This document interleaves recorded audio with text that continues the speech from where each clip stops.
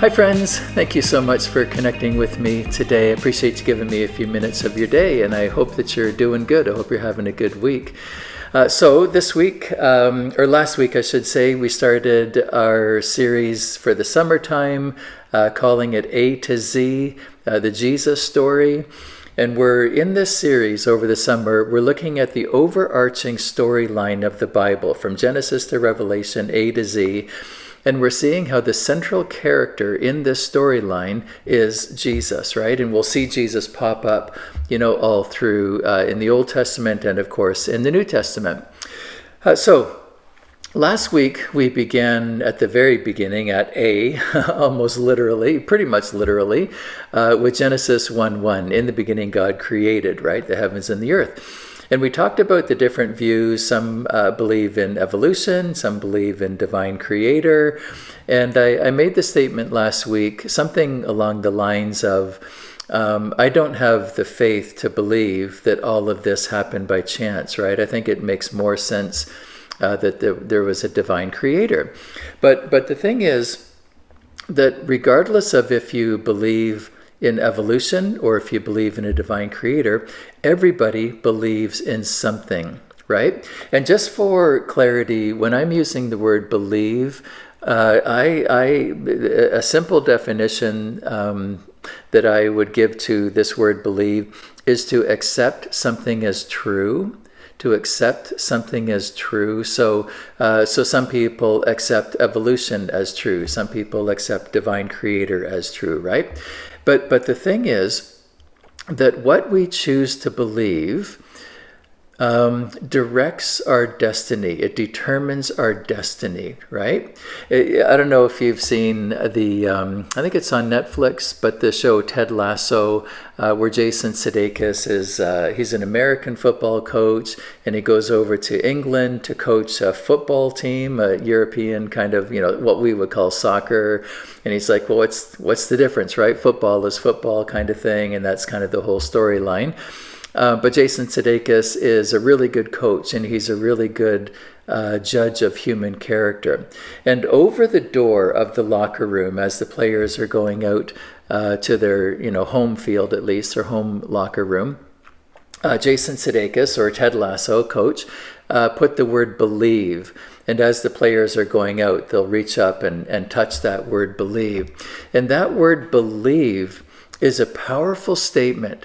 And in the case of Ted Lasso, it inspires the players to believe in themselves, right? It motivates them.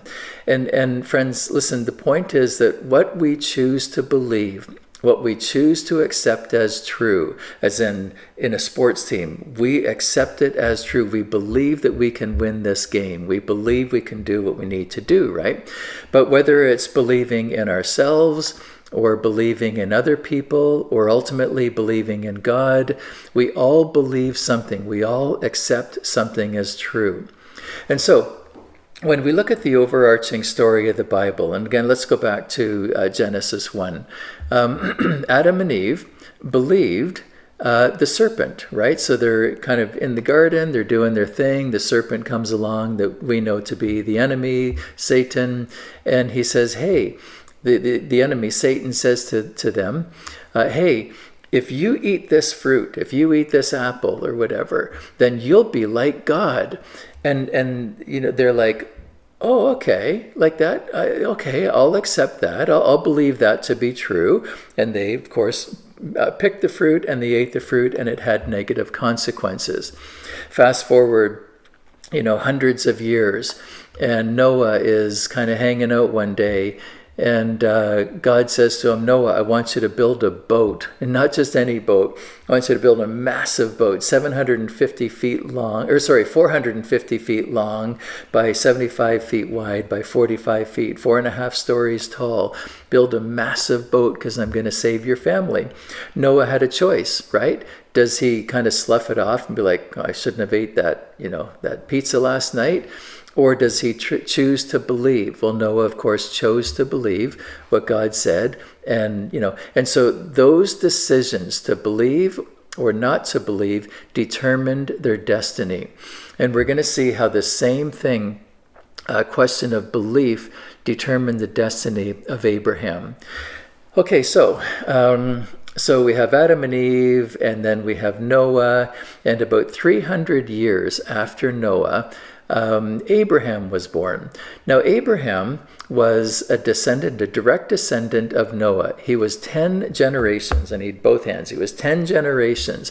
Abraham was Noah's eighth great-grandson, 10 generations later. And so one day God is, kind of talking to himself, and God says, hey, I have an idea. What if we were to choose somebody on earth today, and we were to kind of put our finger on that person, and we were to bless their family and make their family like huge, like so many descendants, and make them really super rich, right? What if we were to choose one person and like super uber bless that family? And so God kind of looked at the landscape, at all the descendants of Noah, and there was there was Jim, and there was Steve, and there was Abe, and there was, he looked at all, and there was something about Abram that God said, I think we can work with this. And so God somewhat randomly chooses Abram and says, Abram, I want you to leave your home country, and I'm going to make you a great nation. Let's pick up the story from Genesis 12. The Lord said to Abram, leave your native country, your relatives, and your father's family, and go to the land that I will show you. I will make you into a great nation. I will bless you and make you famous, and you will be a blessing to others. I will bless those. I will bless those who bless you, and curse those who treat you with contempt. All the families on earth will be blessed through you. To which Abram had a choice. Would he believe or would he not believe? Would he choose to accept as true what he interpreted God was saying to him? Or would he slough it off and say, like, maybe I'm hearing things, maybe I ate too much pizza the night before, do I believe this or not? And of course we know that, Abram, later known as Abraham, chose to believe, and as a result, today, to this day, Abram is known as a great man of faith, right? In Hebrews 11, Paul talks about this. He says, it was by faith that Abraham obeyed when God called him to leave home and go to another land that God would give him as his inheritance. He went without knowing where he was going. That's an important statement. He went without knowing where he was going. Abraham, verse 10, was confidently looking forward to a city with eternal foundations, a city designed and built by God. It was by faith that even Sarah was able to have a child. Though she was barren and was too old, she believed that God would keep his promise. Okay. So all of this sounds lovely, right? It sounds like a beautiful story. God says God has choice of different relatives of Noah. And he says, hey, Abraham, you're my guy. And Abraham goes, cool, awesome, okay, boom. And then it's a straight linear line from there. It's an easy, straight linear line from there to receiving the blessing. It sounds like a lovely story, right? But the reality is, friends, that it was not a simple, linear, easy line. There were many challenges, many barriers that Abram at the time, had to go through to receive what he believed God was calling him to. The first barrier, we'll talk about 4 barriers that Abram had to overcome. The first barrier, excuse me, the first barrier was in something that we just read in Hebrews 11, verse 9, that he went without knowing where he was going. The first barrier to believing, the first barrier to, and I'm not talking about just believing in God, I'm talking about believing in ourselves or believing in whatever. The first barrier is stepping into the unknown, because sometimes God calls us to step into things that places we've never been before. And stepping into the unknown is a barrier that quite often people are not able to bridge that gap. So that's the first barrier. The second barrier is stepping into the impossible. Now, remember that at the time of the promise, Abram and Sarah, Abram at least was 75 years old. And even in biblical years, when people lived older back in those days, 75 years old was pretty old for having your first child, right? So the impossible was that God says, hey, Abram, I'm going to bless you. You're going to be a great nation. You're going to have a massive family, and you're going to be uber rich. And Abram goes, okay, cool. But the problem is, that sounds pretty impossible. One, because I have no children, and two, because I'm 75 years old, and we're past the years of childbearing, right?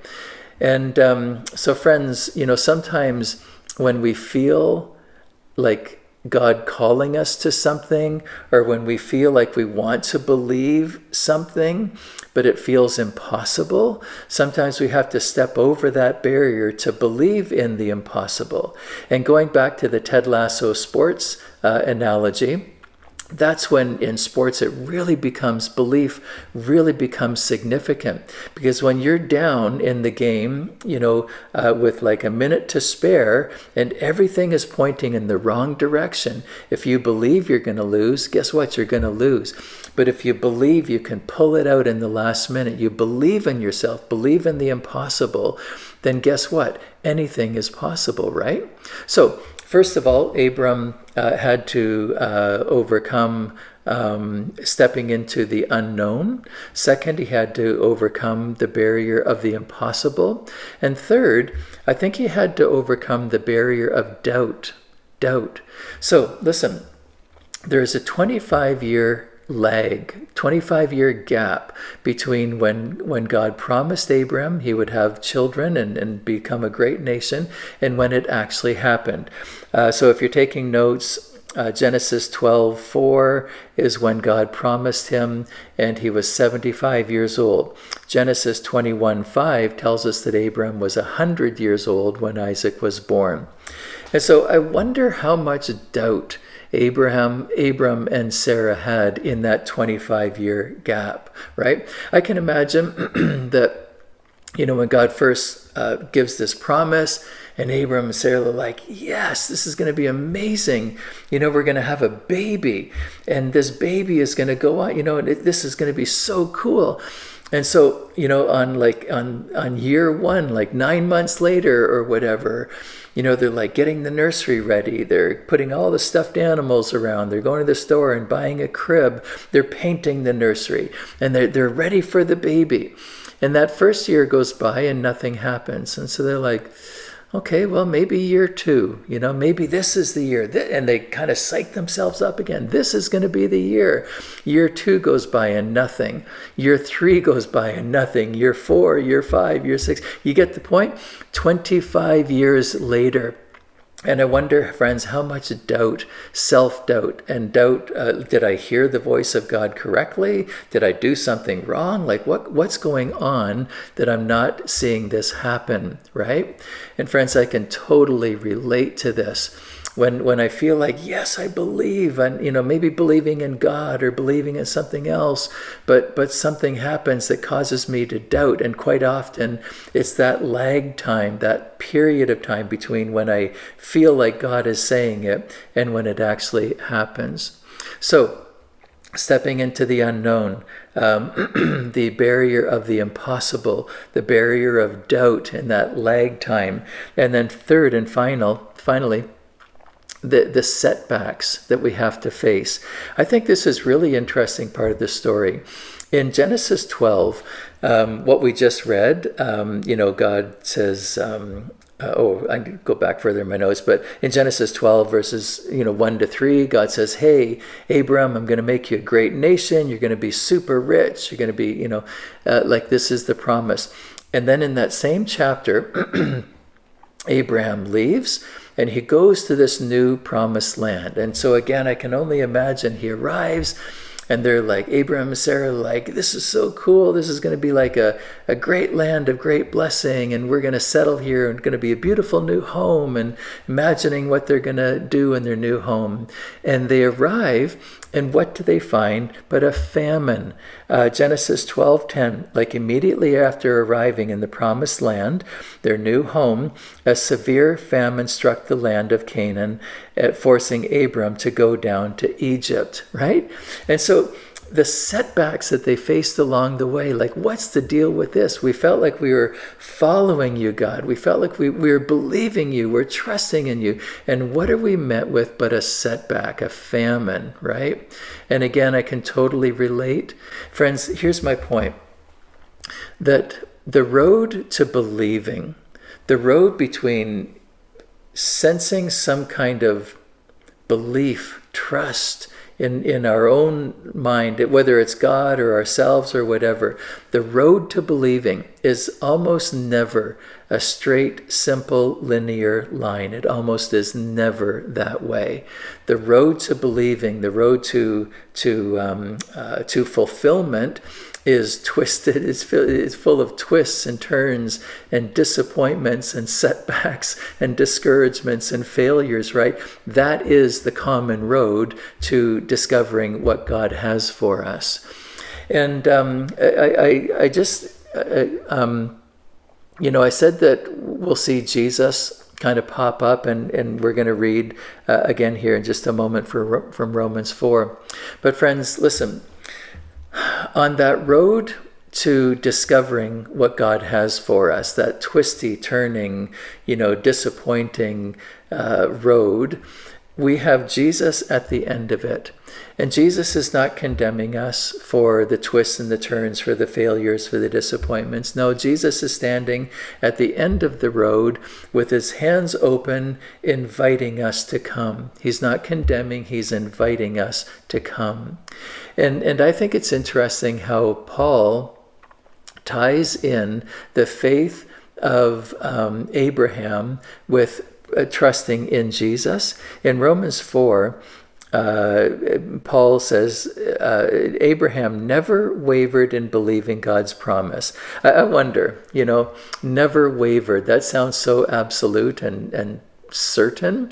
And I wonder if there was some wavering there, but Abraham never wavered in believing God's promise. In fact, his faith grew stronger. And in this, he brought glory to God. That's a great statement. He was fully convinced that God was able to do whatever he promises. And because of Abraham's faith, God counted him as righteous. Because of his faith, God counted him as righteous.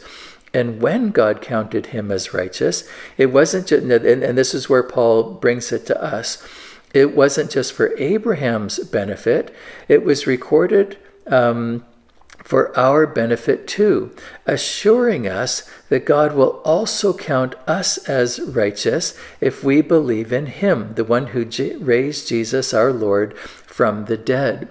Friends, I said that Jesus stands at the end of this twisty, turning road, and he is inviting us with open hands, with open arms. That Paul says that the point of believing is Jesus. It was for our benefit too, assuring us that God will also count us as righteous if we believe in him, the one who raised Jesus our Lord from the dead.